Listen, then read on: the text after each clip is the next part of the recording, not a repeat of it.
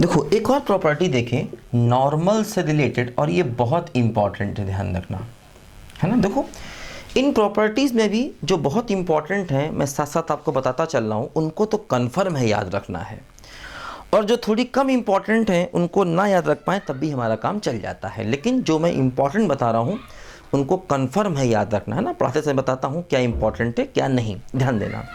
देखो जैसे क्या होता है, मान लो हमने एक पैराबोला ले लिया ऐसे करके। देखो इस पैराबोला पर हमने क्या किया, एक पॉइंट P पर एक नॉर्मल ड्रॉ किया ऐसे करके, है ना।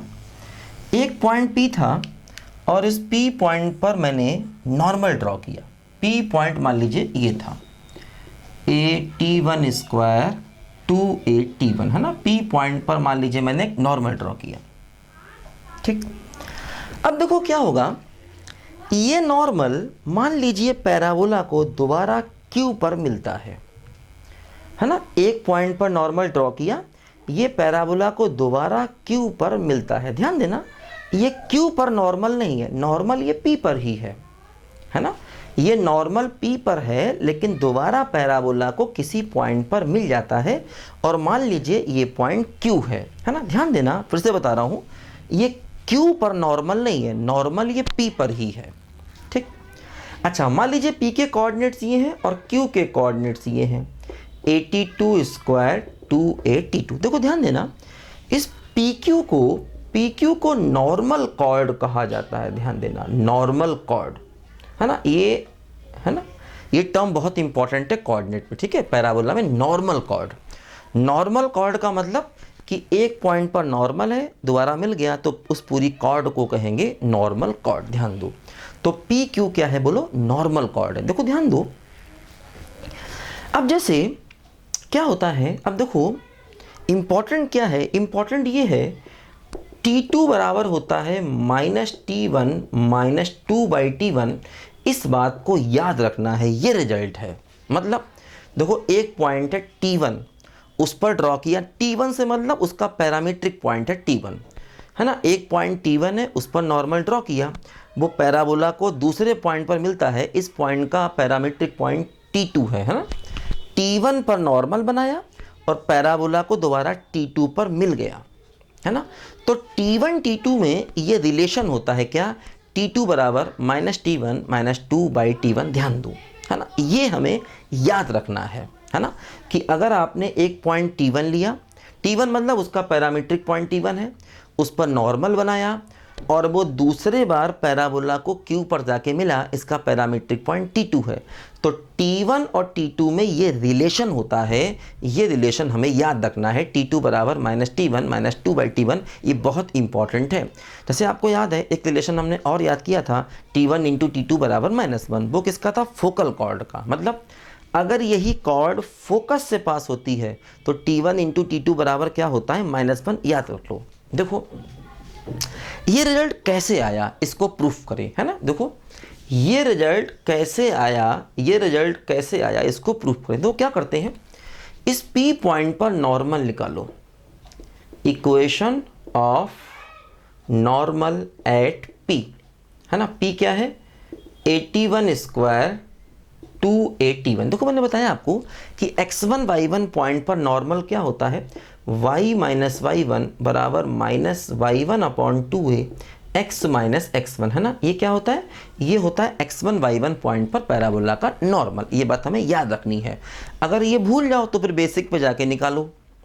अगर मान लो ये नॉर्मल की क्वेश्चन आप भूल जाते हैं तो आपको बेसिक पे जाके निकालना पड़ेगा। कैसे, पहले x1 y1 पॉइंट लो, उस पर टेंजेंट निकालो, टेंजेंट का स्लोप निकालो, नॉर्मल का स्लोप निकालो, फिर नॉर्मल की इक्वेशन निकालो।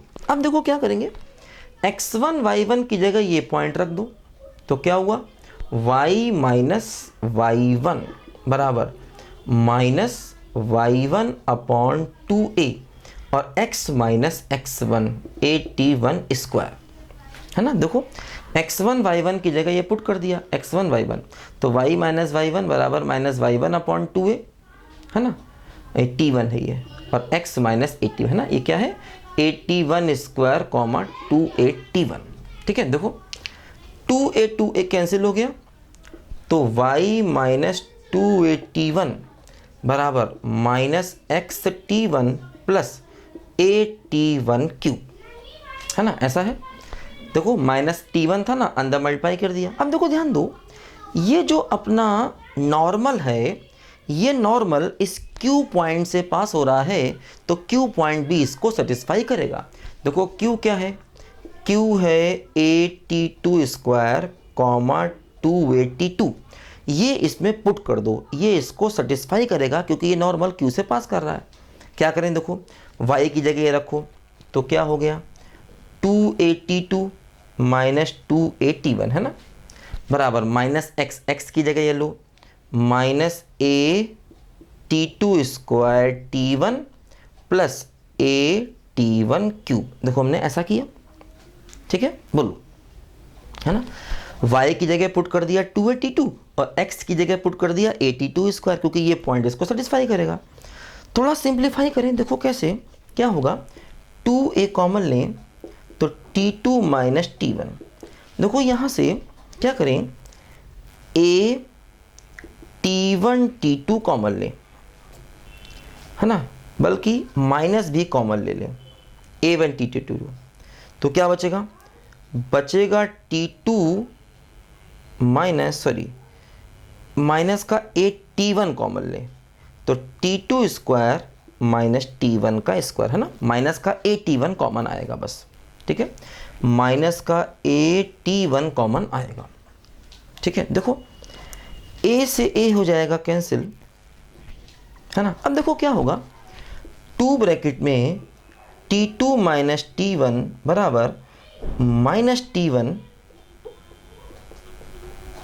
t1, इसके फैक्टर करोगे तो क्या होगा, t2 minus t1 t2 plus t1, ठीक।